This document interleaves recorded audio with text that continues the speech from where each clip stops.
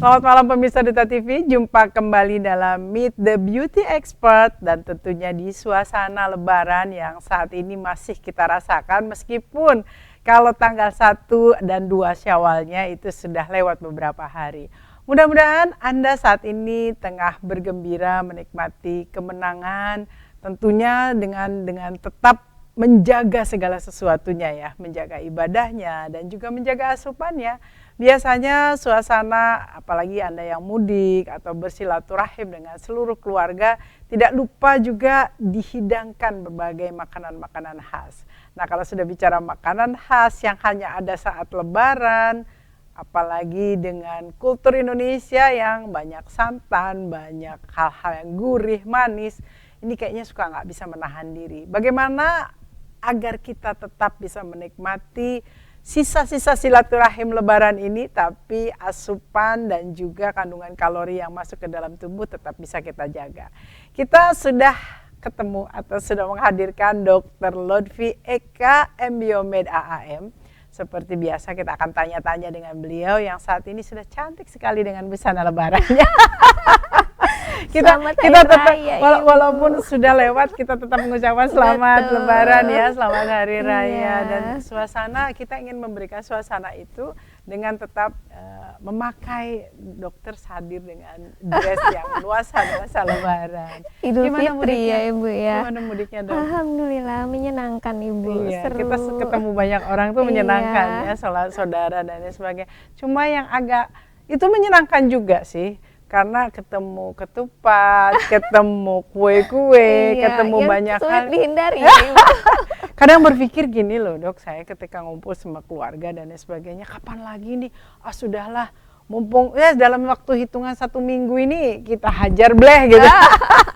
Sebetulnya kalau dari sisi kesehatan seperti yang baru lalu kita sempat hadirkan itu tentang detox, tentang bagaimana tetap sehat selama puasa, jangan sampai hancur saat lebaran. Ini menurut dokter tipsnya harus bagaimana?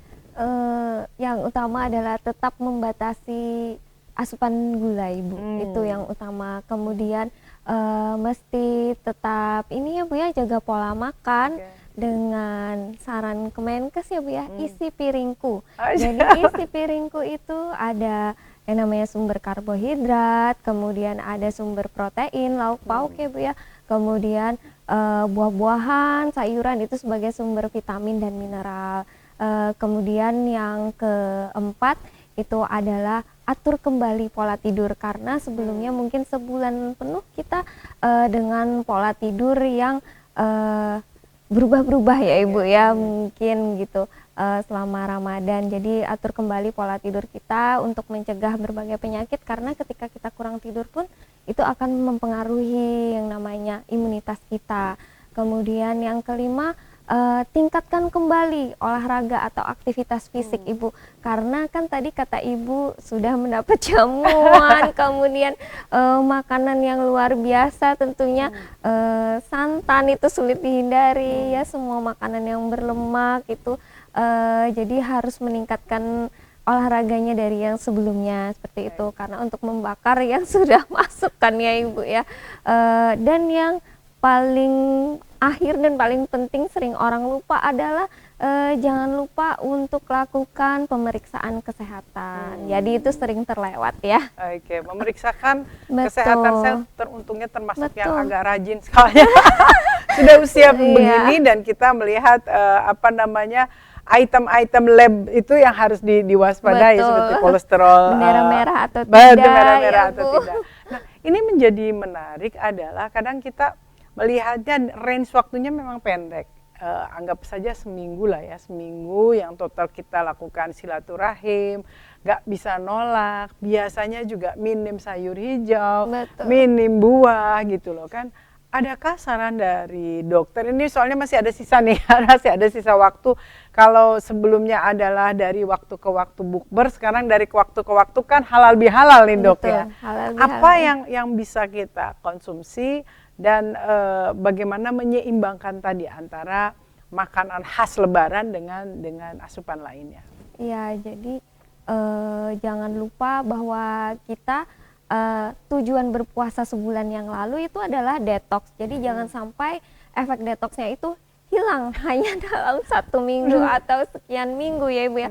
Kan sayang banget, padahal yang namanya puasa Ramadan itu dilakukan setahun sekali, itu tujuannya untuk mendetoks, tapi jangan sampai efek detoksnya itu cepat sirnanya juga Ibu. Itu yang utama harus menjaga asupan serat, itu harus tinggi serat, kemudian tinggi protein, kemudian asupan cairan juga tentunya perlu dijaga, dan yang paling penting itu sih Bu, yang gula tadi, karena tujuan kita dari puasa tadi adalah detox.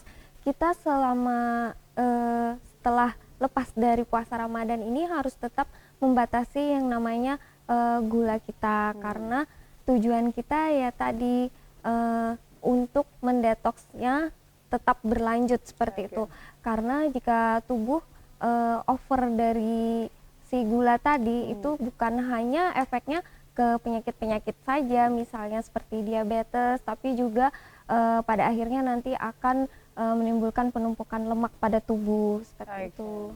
Baik, penumpukan lemak pada tubuh. Kalau kita kemarin misalkan selama Ramadan itu tubuh secara otomatis itu kan pada jam tertentu sudah mengambil bagian dari cadangan-cadangan punya kita begitu ya, itu selama 30 hari atau mungkin paling tidak misalkan terbiasa sudah 3 minggu lah gitu loh. Dan itu apakah itu akan terus berjalan seperti halnya alat akan terus berjalan pasca Ramadan, Dok? Jadi semuanya bergantung dari asupan yang kemudian kita masukkan. Jangan dimasukin yang baru dulu. Betul, gitu. Okay. Karena tentu ada perubahan pola ya Bu ya, ketika kita setelah melalui Ramadan ini, yang tadinya pola makan hanya 2 kali sehari, mungkin sekarang berubah pola lagi menjadi 3 kali sehari kembali seperti itu. Yang mana 3 kali sehari ini juga butuh diperhatikan untuk porsi dari proteinnya, kemudian seratnya seperti itu. Jadi memang harus betul-betul dijaga, dan junk food juga jangan sampai over juga, karena kan ngerasa oh ini udah bebas makan kayak orang habis di kerangkeng ya Ibu ya. Tentunya makan akan ngerasa bebas sekali seperti itu. Baik. Kalau kita bicara menjaga selama 1 minggu, anggap saja 1 minggu sampai 10 hari di mana kita ingin agak sedikit lost control begitu ya kan. Kira-kira adakah misalkan banyak nih dijual nih suplemen atau mungkin dokter menyarankan suplemen untuk membakar lemak, atau bahkan mungkin ada orang-orang yang karena takutnya bukan pada berat badan tetapi pada naiknya kolesterol sehingga minum misalkan golongan vastatin misalkan begitu. Nah, itu menurut dokter apakah itu masih aman? Karena kita menjaga supaya tidak tiba-tiba naik begitu kan. Entah itu menggunakan suplemen yang bisa menghancurkan lemak atau pakai vastatin dan teman-temannya. Itu menurut dokter gimana?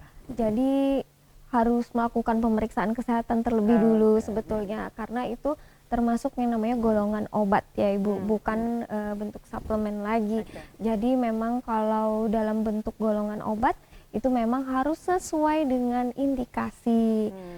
Jadi takutnya nanti malah menjadi ketika kita konsumsi ternyata tubuh kita adalah yang merupakan kontraindikasi dari si obat tersebut seperti itu. Jadi alangkah baiknya jika melakukan pemeriksaan terlebih dulu, terutama setelah konsumsi berbagai macam lemak-lemak, santan dan lain sebagainya seperti itu. Dan sebaiknya sih ketika kita berubah pola makan yang tadinya dari berpuasa hanya 2 kali sehari menjadi 3 kali sehari, itu kan porsinya meningkat ya Ibu ya. Jadi sebaiknya memang lebih dulu atau utamakan dulu untuk minum air putih sebelum makan.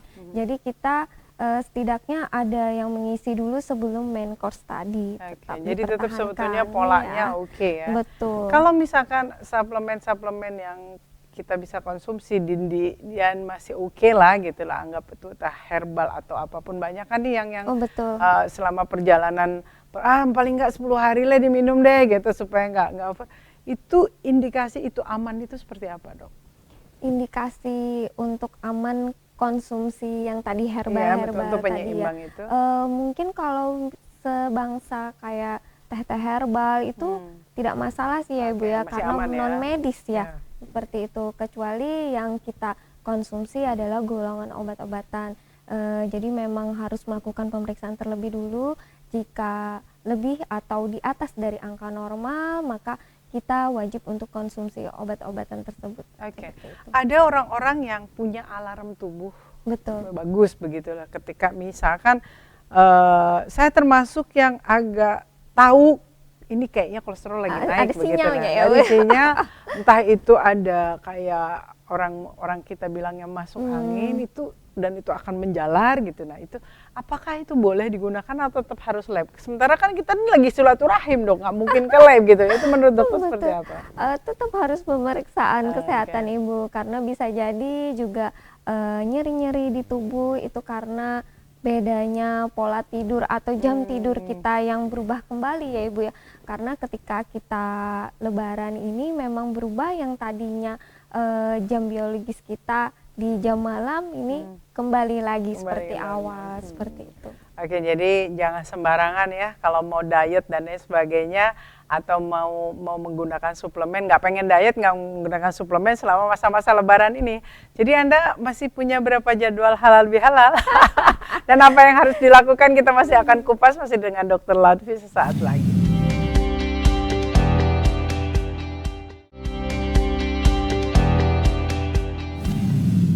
Baik, pemirsa, kita masih ngobrol-ngobrol, masih membicarakan soal keseruan kita dari halal bihalal yang satu ke halal bihalal berikutnya, dari makanan-makanan lezat yang satu dengan, karena gini loh Dok, kalau kita nolak gitu kan, apalagi di tempat keluarga, di tempat teman, Iya, nggak enak. nggak enak. Nggak Kita enak. banyak nggak enakannya, Iya. padahal perutnya memang pengen.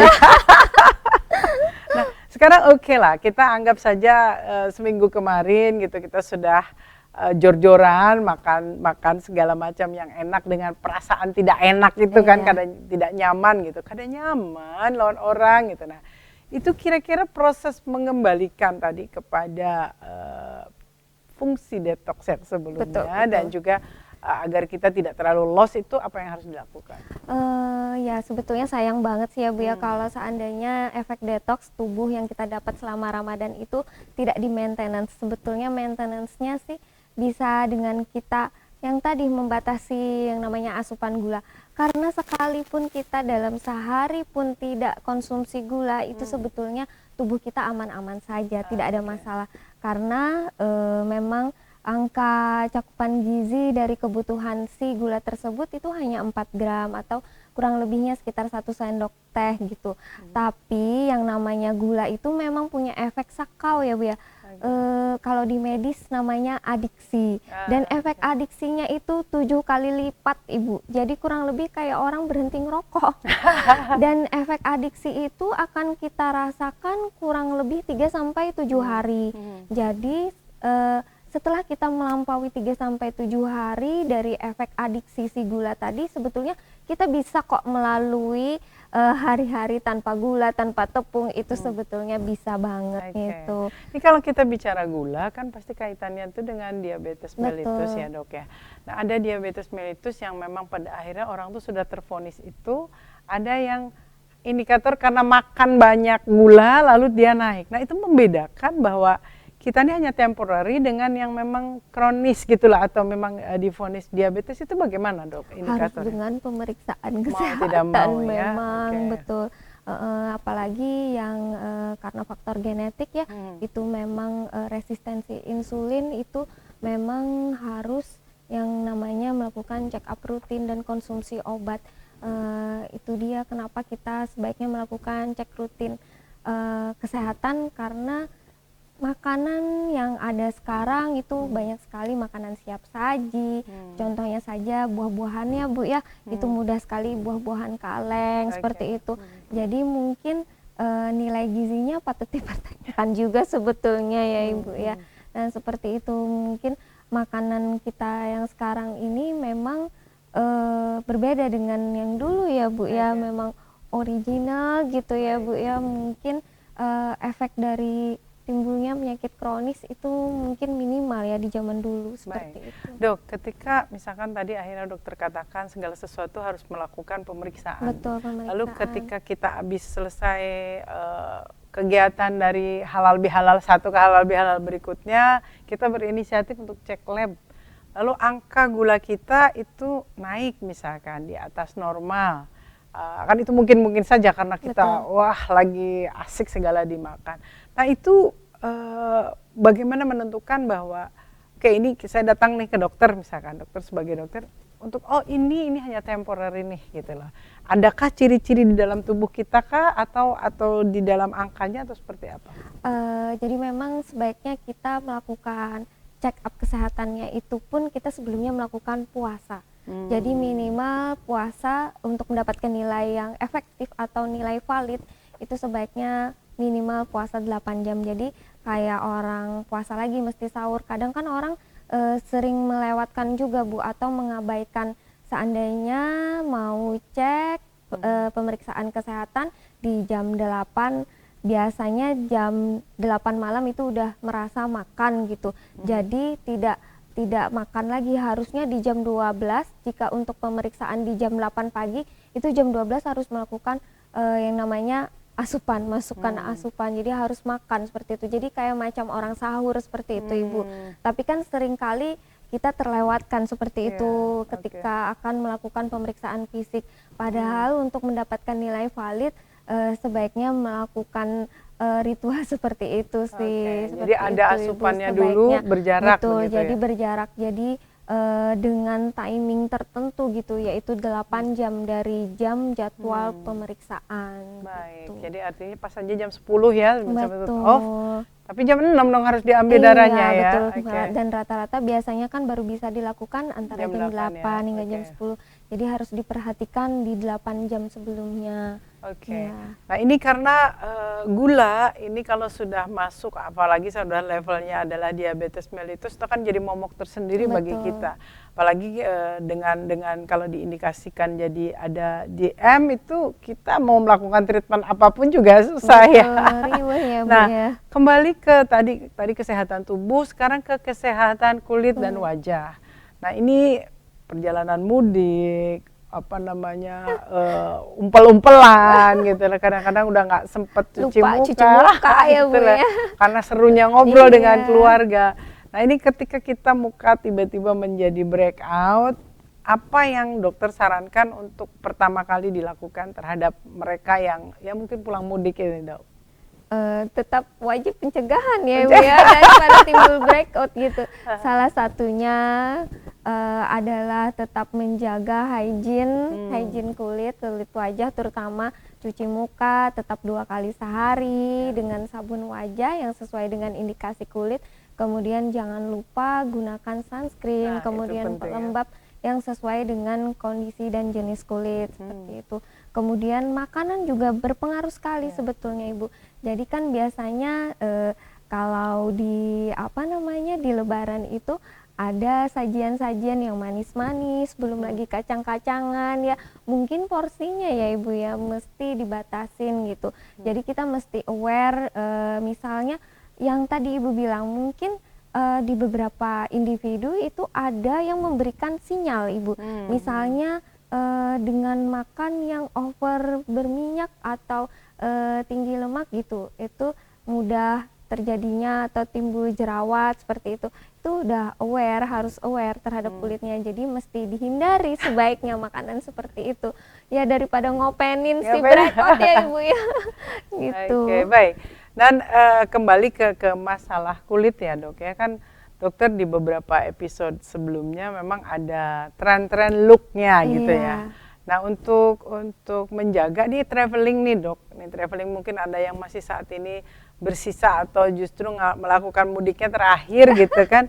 Sebetulnya di dalam travel bag itu agar kulit tadi, kadang-kadang kalau glowing orang kesannya tuh kok kayak nggak bedakan gitu lah ya, dan ada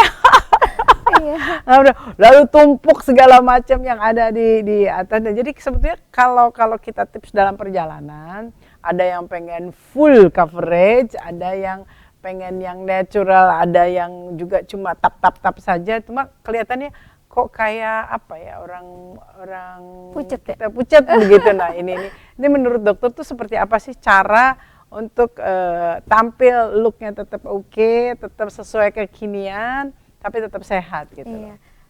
Jadi sebetulnya untuk look itu sendiri sesuai selera ya Ibu ya. Karena ada yang memang suka looknya kelihatan natural katanya, yang sekarang natural gitu. Itu biasanya menunjukkan kulit yang sehat dan glowing gitu tanpa bedak. Tapi di satu sisi juga ada yang memang seleranya lebih suka yang coverage ya kata Ibu tadi, karena takut terlihat pucat atau nanti dikira sakit mandi atau gitu. lemas ya Bu ya. Sakit Mending kalau atau kita dibilang nggak mandi katanya. Iya, iya itu. Jadi sebetulnya untuk selera untuk look itu sebenarnya bisa disiasati sih untuk terjadinya apa namanya permasalahan kulit setelahnya. Misalnya dengan yang suka look coverage memang full make up gitu seharian, jangan lupa setelah 8 jam itu atau 10 jam kasih nafas buat kulit, yaitu dengan membersihkan secara tuntas, mesti double cleansing. Jadi double cleansing karena tentunya make up full itu menggunakan yang namanya foundation. Sementara foundation tidak akan terangkat hanya dengan sabun saja, jadi juga harus diangkat dengan yang namanya susu pembersih. Jadi harus double cleansing dengan membersihkan susu pembersih terlebih dulu, baru dilanjutkan dengan sabunnya. Nah, untuk yang make up atau look natural mungkin lebih mudah ya Bu ya, lebih gampang. Dan ini yang paling penting karena tanpa bedak mungkin butuh yang namanya tetap sun protection dan bisa pemilihannya dengan yang ada warna atau tinted gitu. Baik. Nah ini nih kita ingin bahas, ini menarik sekali karena sekarang jadi trennya tinted skin. Tinted apa namanya? Foundation gitu lah, dengan warna. Nah apakah ini tuh aman gitu loh, apakah itu masih tetap perlu sunscreen atau sunblock atau seperti apa, kita akan bahas lagi, terutama adalah kita yang melakukan perjalanan. Dan yang paling penting adalah ketika kita membersihkan hanya pakai micellar ataupun pakai tisu basah biasa di perjalanan. Nah ini apakah sudah aman, kepepet banget. Kita akan bahas dengan Dr. Lutfi sesaat lagi.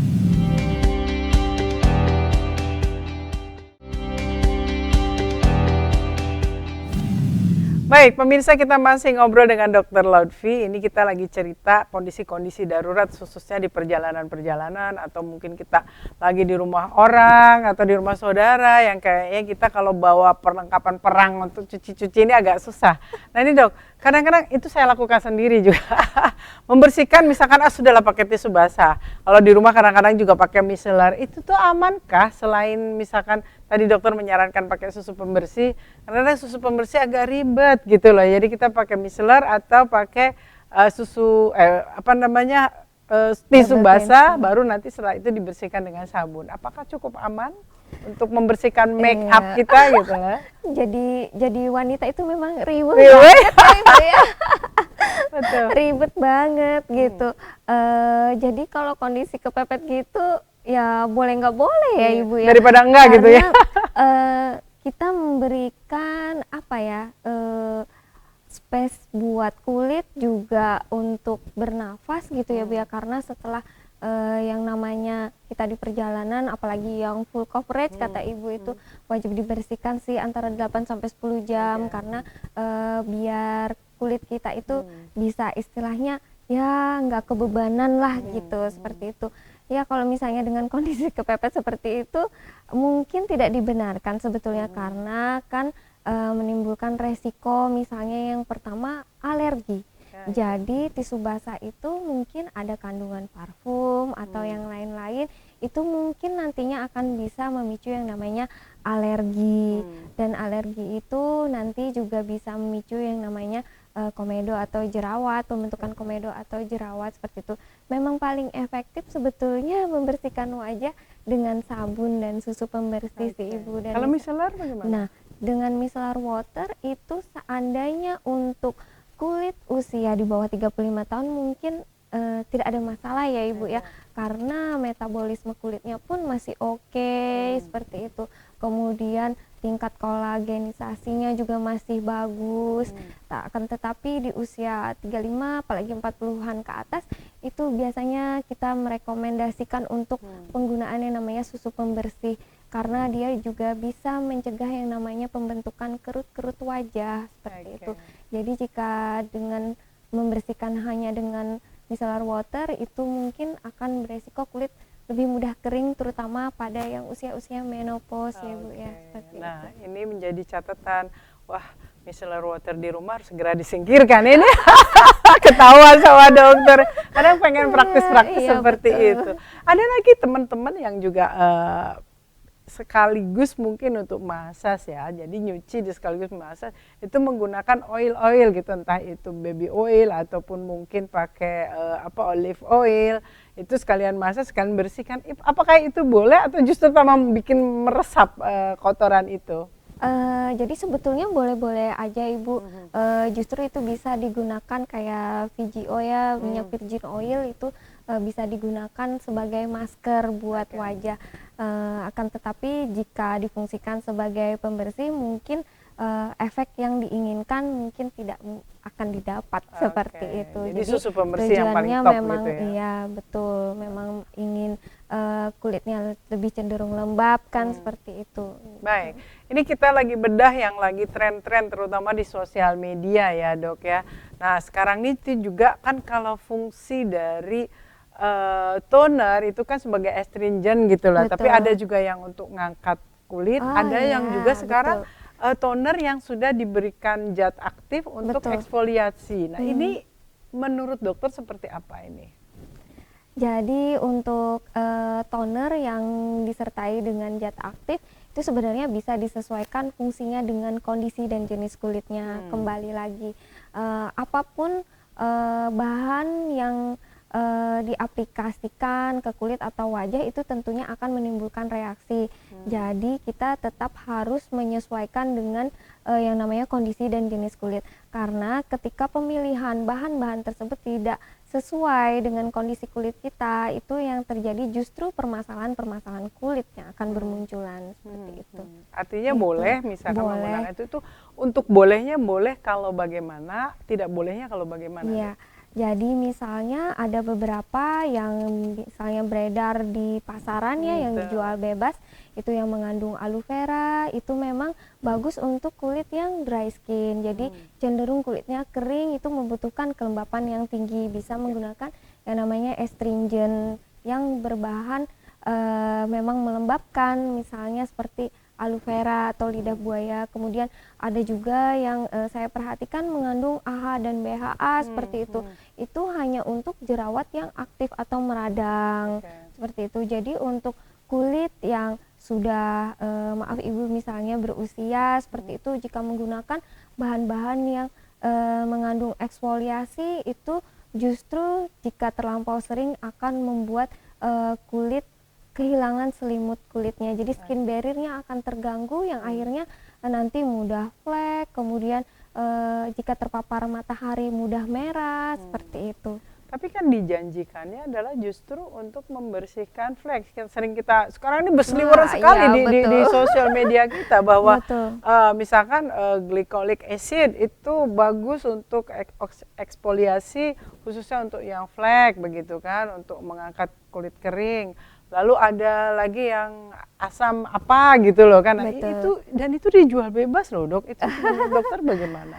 Iya, jadi memang perlu menjadi ini ya, individu yang smart ya, dalam melihat yang namanya di zaman modern ini yang semua serba mudah, serba lengkap seperti itu dalam pemilihan skincare atau home care yang akan digunakan, karena itu kulit ya Ibu ya. Jadi sebaiknya jangan untuk dicoba-coba seperti itu. Jadi misalnya nih yang kata Ibu tadi mudah untuk mengangkat mengangkat noda, katanya noda mengangkat seperti itu kan. Itu kan Justru narasinya kan seperti itu. Iya. Dan banyak juga yang tertarik begitu. betul, Kan? karena klaimnya luar biasa ya Bu ya. Betul. Jadi boleh nggak sih saya bilang kalau yang di luar sana non dokter itu pedagang skincare. Jadi bukan nih namanya dokter ya Ibu ya. Tentunya tanpa melalui proses-proses yang mengetahui yang namanya anatomi kulit, skin barrier kulit seperti itu.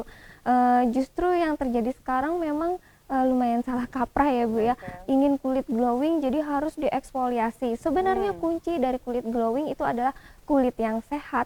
Karena dengan kulit yang sehat itu looknya akan menjadi berkilau. Jadi kekenyalan kulit terjaga, kemudian warna kulit pun akan menjadi lebih cerah, lebih tone up seperti itu jika kulit kita sehat. Sementara jika kita kulit dengan flek, itu flek mesti dibagi lagi nih Ibu. Fleknya pada kulit berjerawat apa pada kulit kering. Nah yang beresiko ini adalah pada flek yang kulit kering. Karena itu bagaikan lingkaran setan Ibu. Jadi sebetulnya kulit kering, kulit yang disertai dengan flek itu bisa muncul karena kulitnya terlampau kering. Jadi dia lebih mudah menyerap yang namanya sinar matahari. Jadi untuk pencegahan flek sendiri itu sebenarnya harus dibuat kulitnya menjadi lembab. Jadi sebetulnya kontraindikasi ya Ibu ya untuk yang namanya eksfoliasi. Karena dengan eksfoliasi tentunya itu akan mengganggu skin barrier kulit ya Bu ya, dan akan cenderung membuat kulit menjadi kering. Jadi sebaiknya memang konsultasi ya, takut salah penggunaan ya Bu. Nah, ya. ini menjadi edukasi sekali pemirsa, apalagi nih anak-anak muda yang berakses terhadap sosial media lalu ngasih tahu kepada mungkin orang Dengan tuanya beauty juga blogger ya. begitu kan, beauty blogger. Lalu yang mengerikan juga yang sering saya saksikan adalah tidak hanya toner dengan zat aktif yang bisa eksfoliasi, tapi juga menjual chemical peeling gitu loh kan. Waduh. Chemical peeling dan dengan disampaikan bahwa itu sudah lolos BPOM. Mungkin lolos BPOM-nya oke, tetapi penggunaannya betul sekali lagi sekali. chemical peeling boleh sedikit insert sebelum nanti kita ke segmen berikutnya. Chemical peeling penggunaan kan harus diawasi sekali sama dokter ya. Betul Ibu. Itu seberapa lama? Ada yang didiamkan lama, itu saya ngebayangin kulit terkelupas loh itu. Iya, jadi sebetulnya harus atas rekomendasi dokter atau di bawah pengawasan dokter ya Bu ya untuk penggunaan yang namanya si chemical peeling ini. Dan itu tidak boleh terlalu sering dilakukan. Apalagi sebetulnya secara alami itu kulit kita sebetulnya sejak usia 25 tahun itu akan mengalami yang namanya pergantian kulit per 14 hari. Dan setiap pertambahan usia 5 tahun itu terjadi kemunduran dari 14 hari tadi ke 5 hari. Otomatis jika usia kita di 40 tahunan itu kurang lebihnya sebulan lebih itu akan mengalami yang namanya pergantian kulit. Jadi jika melakukan chemical peeling kurang dari sebulan tentunya itu akan membuat kulit seperti diobrak-abrik ya Ibu iritasi ya, iritasi betul Ibu, akan terjadi iritasi. Nah ini menjadi warning ya pemirsa untuk Anda yang berseliweran melihat hanya ingin glowing atas janji-janji. Glowing atas janji-janji, kulit dikelupas. Kalau zaman dulu orang mengelupas itu dengan merkuri, ingin putih cepat. Sekarang mungkin kalau merkuri udah orang nggak berani. Orang udah nggak berani, tapi ada produk-produk yang lolos BPOM, tetapi penggunaan harus diawasi dokter, dilakukan sendiri. Ini agak hati-hati ya. Jadi eksfoliasi baik dalam toner ataupun dalam kemasan tersendiri itu agak hati-hati. Dan yang paling penting kita belum membahas nih tinted screen itu seperti apa. Nah ini juga untuk mencegah untuk kulit yang sudah terkelupas atau yang memang sensitif. Kita akan kembali masih ngobrol dengan Dr. Lutfi sesaat lagi.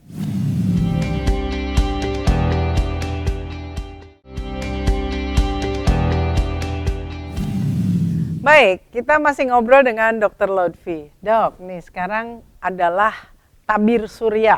Tabir surya ini perlindungan. Kita sudah cerita soal banyak orang yang sekarang menjadi dokternya sendiri dengan berbagai produk yang sekarang berseliweran di mana-mana, dijual dengan sangat bebas, akses bisa kemana-mana, nggak dapat di Indonesia bisa akses keluar gitu loh ya, sekarang kan seperti itu ya, ngelihat bagaimana gitu. Nah ini dok, ketika kita bicara soal perlindungan, tadi sunscreen, sunblock, lalu sekarang lagi ada istilah tinted screen gitu ya kan, ada yang warnanya memang warna kulit gitu kan, ada yang memang seperti foundation. Itu menurut dokter tuh sebetulnya seperti apa sih? Apakah memang itu aman atau gimana? Jadi di Kongres Paris lalu kan Bu, memang ada kita membahas secara krusial mengenai masalah melasma atau flek gitu. Ternyata si sunblock tinted ini adalah menjadi sunblock atau sun protect standar bagi kulit yang disertai dengan flek atau melasma. Jadi sebetulnya sunblock tinted ini memang dia pencegahan atau apa ya, penangkal dari paparan sinar mataharinya itu lebih cenderung ekstra Ibu.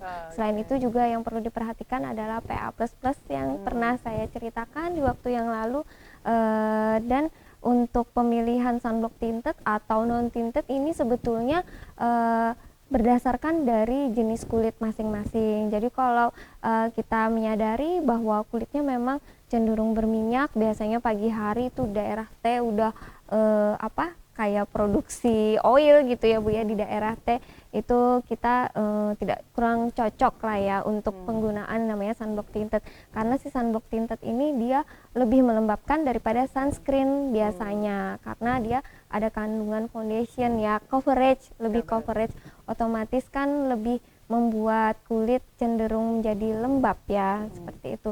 Dan untuk kulit yang berminyak beresiko untuk terjadi atau timbulnya jerawat. Nah, gitu. ada yang menarik bahwa yang dijual bebas, mungkin teman-teman pemirsa tuh banyak mengakses itu tinted tinted tinted sunscreen ini itu juga sudah mengandung day cream. Nah, itu kalau kita melihat seandainya akhirnya orang memilih, terutama yang punya melasma, adalah pakai itu sesuai rekomendasi gitu. Urutan memakainya itu apakah kita tetap pakai sunscreen, itu hanya sebagai foundation plus atau bagaimana itu Dok? Iya, jadi sebetulnya untuk yang namanya sunscreen itu memang bisa di combine atau di mix jadi satu ya Bu ya, beserta dengan day cream atau biasanya kalau kita bilang moisturizer. Jadi jika penggunaan sunblock murni itu memang cenderung efek kayak panas atau sumuk di muka seperti itu. Jadi biasanya produsen untuk menghindari hal tersebut biasanya nge-mix si sun protect-nya ini dengan namanya moisturizer yang akhirnya menjadi day cream. Dan yang perlu diperhatikan dalam pemilihannya mungkin dari segi PA-nya, kemudian dari nilai SPF-nya seperti itu. Jadi kalau untuk yang melasma mungkin minimal itu adalah SPF 50 dan juga PA+4. Baik, kita juga melihat banyak beredar bahwa ada serum, ada essence. Iya. Nah, ini bedanya apa sih Dok? Serum, essence, terus kalau kita mau menggunakan keduanya, secara urutan itu tadi, kalau kita pagi hari supaya juga jangan over, tadi kan dokter mengatakan kalau over lembab ya siap-siap untuk jerawatan, khusus untuk sensitif. Itu bagaimana kita penggunaan yang pas sebetulnya. Karena orang tuh saking pengen semua ditaplokin, wah semua dipakai gitu kan. Itu gimana? Iya. Jadi sah-sah aja sih Bu jika kita ingin menggunakan essence maupun serum. Sebenarnya untuk ingredientnya kurang lebih sama, hanya saja untuk essence itu base-nya itu cenderung cair, sementara serum itu base-nya cenderung lebih kental. Jadi viskositasnya yang membedakan Ibu, dari segi viskositasnya yang membedakan. Karena berbeda di segi viskositas, jadi sebaiknya penggunaan essence itu di awal. Lalu penggunaan essence sebaiknya juga kayak macam di tap-tap seperti itu saja. Ya, mirip-mirip orang Korea ya. Ya karena semua trennya ke Korea jadi banyak yang seperti Korea itu. semua ya Ibu ya. Jadi setelah essence di tap-tap selesai baru bisa menggunakan yang namanya serum, dan kemudian bisa dilanjutkan dengan moisturizer yang sesuai dengan kebutuhan kulitnya. Jadi saya masih ingat dulu zaman-zaman saya itu ya hanya adanya pembersih, lalu moisturizer itu cuma Simple ya, satu Bu, ya? gitu loh paling, lalu ada sunblock, Betul. oke lah gitu. Dulu sunblock belum belum tren juga gitu Iya. kan. Yang penting pakai moisturizer lalu cover dengan foundation dan lain-lain. Kalau sekarang tuh kayaknya banyak sekali macam yang ditawarkan. Iya, Nah, betul. tapi Dok, beberapa pesohor, public figure ini sebelum kita closing itu justru contoh dulu itu ada yang dikenal sebagai incest gitu ya. Iya. Itu justru di dalam keseharian dia itu menyampaikan bahwa dia tanpa bedak, tanpa apapun, tapi ada orang mengatakan bahwa secara treatment kecantikan tuh bedaknya udah disuntikin kata di dalam, jadi sehingga dia punya kulit yang sehat, bagus, dan itu beberapa public figure juga melakukan itu, melakukan operasi itu katanya sehingga kulitnya seperti anak muda kembali. Nah, ini mungkin sebelum nanti kita bahas bedah lagi di episode berikutnya, mungkin dokter bisa kasih bocoran sebetulnya gimana sih? Dia memang kulitnya tuh tanpa bedak, dia gosok-gosok begitu kan. Nah, banyak orang juga kan ingin seperti itu. Itu treatment apa sebetulnya yang dipakai itu? Jadi untuk terlihat look glowing seperti public figure yang ada ini ya Bu ya, tentunya mereka tidak hanya menggunakan yang namanya skincare atau home care, karena sifat dari skincare dan home care itu hanya bisa diserap kulit 25%, itu pun sudah maksimal sekali. Jadi sebetulnya tentu dibalik dari penyampaian penggunaan skincare dan lain-lain itu ada tindakan-tindakan yang menyertai, karena tindakan yang dilakukan terhadap kulit satu kali itu pun sudah menimbulkan atau memberikan hasil. Apabila dilakukan secara rutin, tentunya hasilnya itu akan terakumulasi dan terlihat seperti yang kita lihat sekarang ini. Jadi itu adalah proses dari rutinnya dari treatment. Jadi memang dengan rutin treatment itu akan berbeda sekali dengan kulit yang hanya setahun sekali treatment Ibu. Ini ada yang menyindir setahun sekali treatment, atau kalau ingat kalau udah dipanggil baru treatment. Baik, ini seru sekali. Nanti di next episode kita akan bedah, termasuk ada istilah-istilah suntik kromosom, terus juga ada yang pakai DNA, ada yang bahkan yang lagi seru-seru juga sekarang lagi hot itu adalah pakai apa Dok, yang bagian inti dari Stem cell. Stem cell. Nah, Iya. seperti apa sih stem cell untuk kesehatan atau untuk kecantikan juga? Atau untuk terlihat awet muda, bagaimana glowing? Masih banyak bahasan-bahasan kita dan nantinya kita akan ketemu di Meet the Beauty Expert di episode-episode berikutnya. Sekarang kita pamit dulu. Terima kasih dokter untuk pencerahannya. Sama-sama. Paling tidak kita sudah tahu. Ini yang masih mau melakukan ya perjalanan 1, 2, 3 hari atau mungkin seminggu lagi. Jangan lupa untuk bawa travel size tadi. Cleansing yang paling penting adalah Sun moisturizing, sun protector, lalu yang terakhir adalah ya sekali lagi cleansing lagi ya malam ya. Yang paling penting itu. Dan mudah-mudahan ini bermanfaat. Sekali lagi selamat menikmati silaturahim bersama keluarga. Saya Diana Rosyati dan Dr. Lutfi pamit. Insya Allah kita ketemu di episode berikutnya. Assalamualaikum warahmatullahi wabarakatuh.